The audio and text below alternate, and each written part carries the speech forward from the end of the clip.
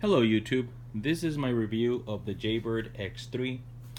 I originally had a pair of X2s, I've had the Soul Republics, and then I had an amazing pair of Philips that I use with my motorcycle, and I purchased these Jaybird X3 approximately 6 months ago.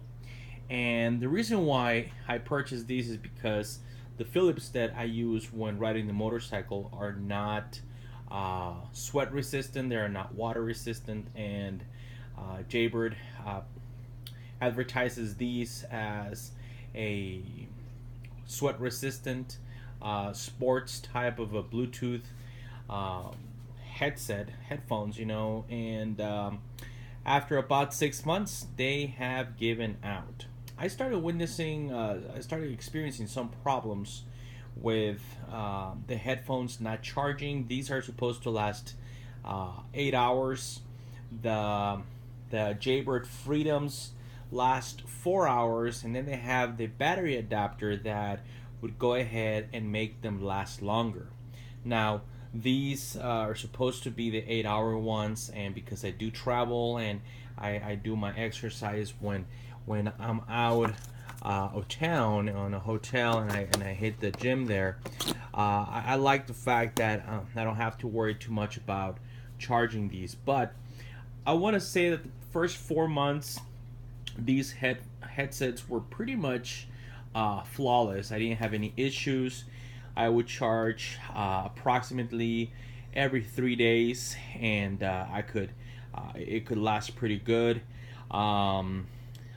Charge times about an hour, even when you're down to below 20%. It does have a system that it's telling you when the battery, the minute you turn them on, it tells you if it's fully charged, 80%, and it works on 20% intervals. So when you're down to 20%, that's usually when I would go ahead and charge it. So I usually wouldn't let it completely drain. There were a few instances that they did die on me.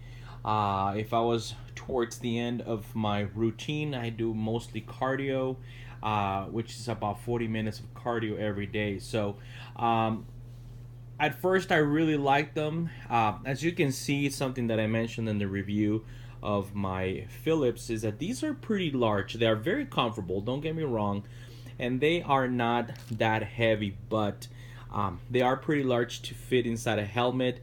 I did try wearing them with the helmet a couple times, but it just it was very, very uncomfortable. So they come with a little travel pouch, and it's got the different adapters, and it's got the different type of foam tips and silicone tips, and this is a charging dock. Now you can charge these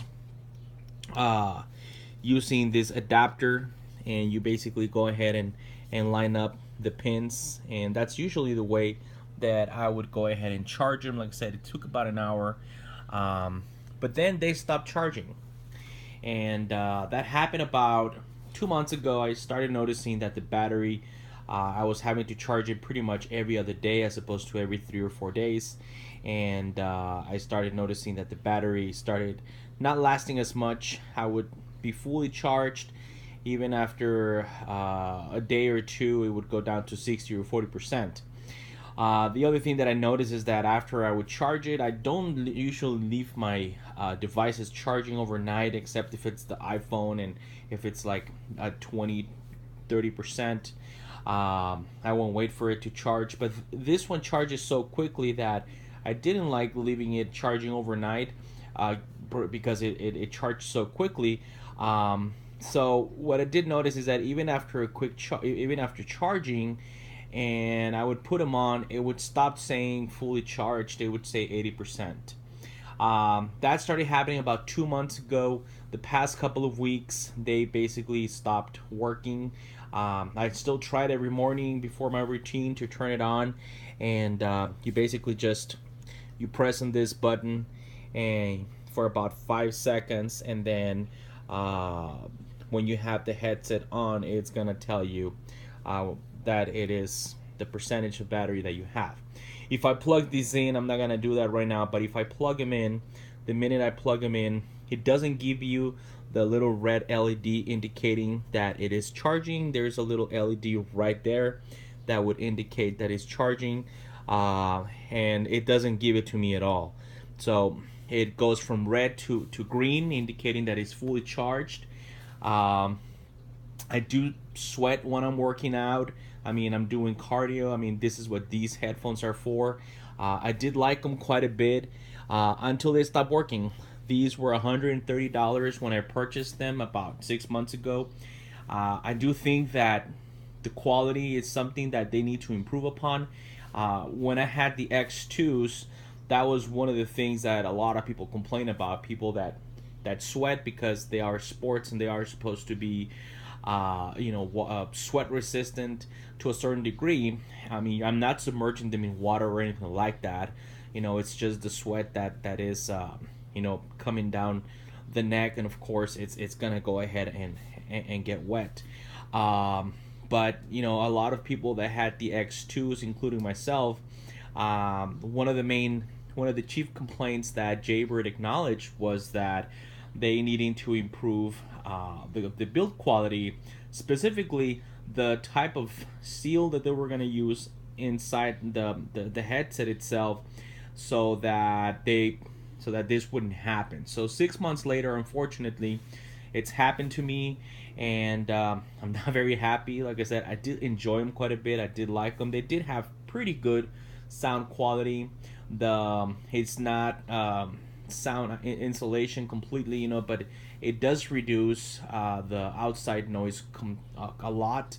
I went back to using a pair of wired Sony headphones that I can use for running. They're sports ones as well, and I sweat the same amount, and they get a little bit wet, of course, from when they're inside the ear, but they don't sound nearly as good.